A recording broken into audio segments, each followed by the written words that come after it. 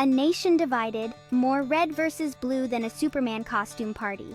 America, the land of the free, home of the brave, and apparently the epicenter of political polarization.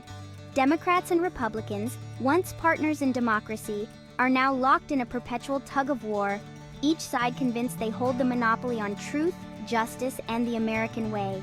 This polarization, my friends, is nothing new. It's a tale as old as time, a recurring theme in the American story. It's been brewing for decades, fueled by economic anxieties, cultural shifts, and the realization that maybe, just maybe, we don't all want the same things from our government. The American dream, it seems, is not a one-size-fits-all. The internet, bless its heart, hasn't helped much. It's like a double-edged sword, connecting us yet dividing us at the same time. Thanks to the World Wide Web, we can now exist in echo chambers, surrounded by people who agree with us and algorithms that feed us a steady diet of confirmation bias. It's a digital age dilemma. Amidst the partisan bickering and social media shouting matches, there are glimmers of hope, small yet significant. Ordinary Americans are reaching across the aisle, engaging in respectful dialogue, and proving that common ground does exist.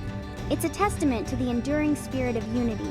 It's a slow process, but every conversation, every handshake, and every effort to understand the other side brings us a step closer to unity. It's the little things that count. So, while the red versus blue battle rages on, remember that beneath the surface, there's a shared desire for a better future for all. A future where differences are celebrated, not condemned. The social media circus, where everyone's an expert and facts take a back seat. Ah, social media, the digital town square where everyone's an expert on everything, and facts are about as common as a unicorn riding a bicycle.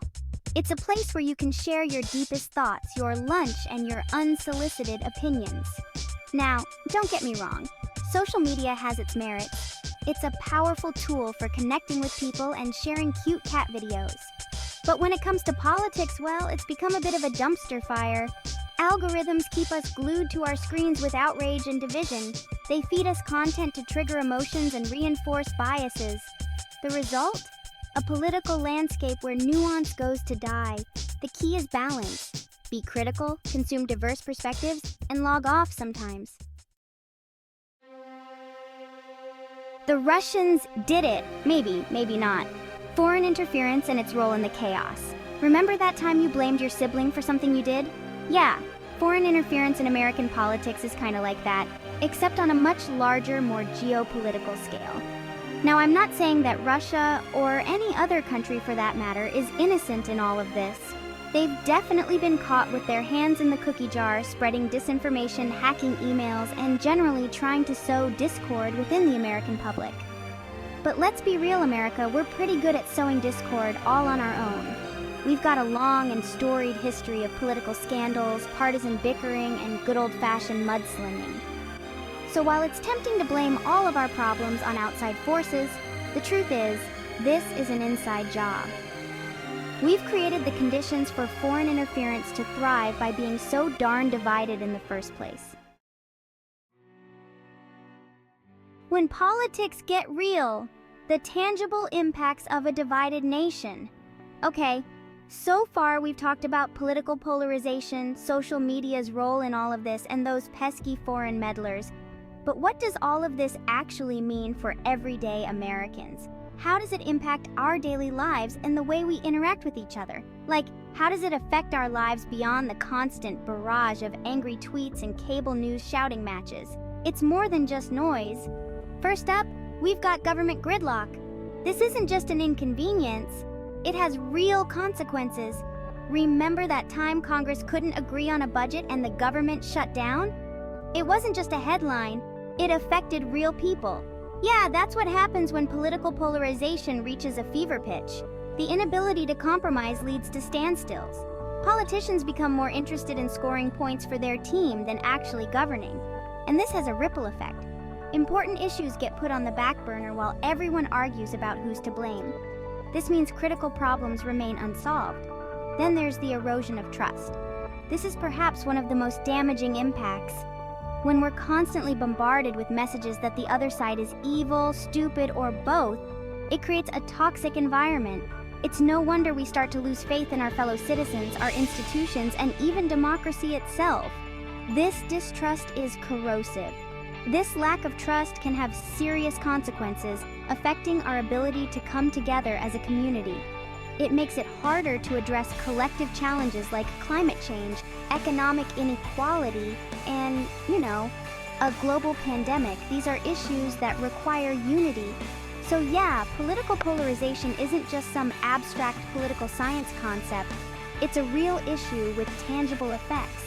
It has real-world consequences for all of us, affecting our daily lives and the future of our society. Section 5. The yearning for unity. Like finding a decent pizza place in a sea of fast food joints. Okay, I know what you're thinking. Tara, this is all so depressing. Is there any hope for America? Of course, there's always hope. We're Americans. We invented sliced bread, the internet, and the McRib. Most Americans are tired of the constant fighting and division. We're yearning for a return to civility and unity.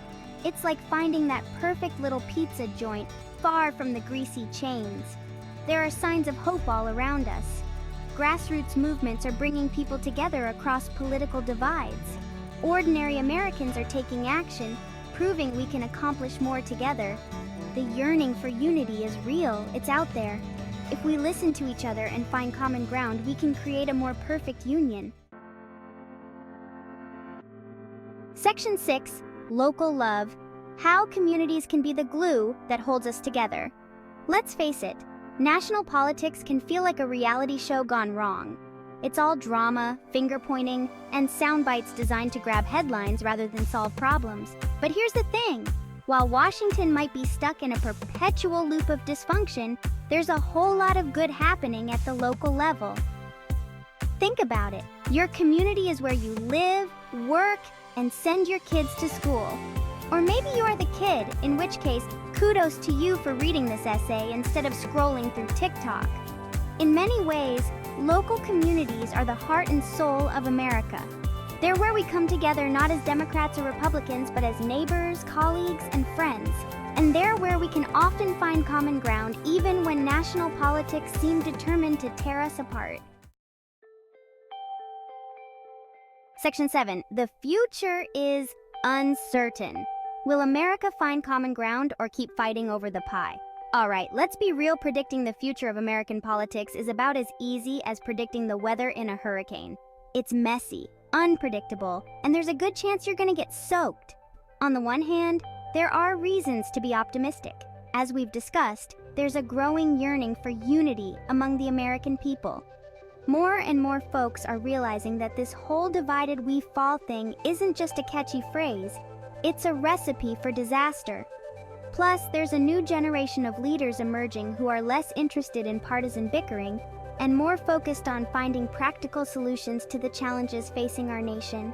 The future of American politics is likely to be a bumpy ride, full of twists, turns, and unexpected detours. But hey, that's what makes it interesting, right? Section 8. Can we talk? The importance of dialogue in a time of deep division. In the wise words of the great philosopher Socrates, the unexamined life is not worth living. Because seriously, folks, when was the last time you had a genuine, respectful conversation with someone who holds different political views than you? And no, arguing with your uncle on Facebook about whether pineapple belongs on pizza doesn't count. Look, I get it. Talking about politics can be about as enjoyable as a root canal. It's often awkward, uncomfortable, and there's a good chance you'll end up wanting to pull your hair out. But here's the thing. Dialogue is the foundation of any healthy democracy. It's how we bridge divides, find common ground, and build a more just and equitable society. So the next time you're tempted to fire off that angry tweet or unfriend that family member on Facebook, take a deep breath and ask yourself, what if, instead of shouting into the void, I actually tried to have a conversation? You might be surprised by what you learn. Section 9. Bridging the gap, practical steps to heal the divide. Okay, So we've established that dialogue is important. But how do we actually go about bridging the political divide in a way that feels genuine and productive? It's easy to say, let's all just get along, but putting that into practice is a whole other ballgame. First things first, let's ditch the labels. We're so quick to categorize each other as liberals or conservatives, Democrats or Republicans, that we forget we're all just human beings trying to navigate this crazy thing called life. Instead of focusing on the things that divide us, let's try to find common ground in our shared values, experiences, and aspirations. Next, let's get curious. Instead of assuming we know everything about the other side's perspective, let's approach conversations with a genuine desire to learn and understand. Ask questions, listen actively, and be open to the possibility that your own views might evolve. This means being willing to step outside of your comfort zone and engage with ideas that challenge your own. And finally, let's focus on finding solutions together. Instead of getting bogged down in ideological debates, let's work together to identify common goals and brainstorm practical solutions that benefit everyone. By doing so, we can create a more inclusive and understanding community where everyone's voice is heard and valued. Hope remains.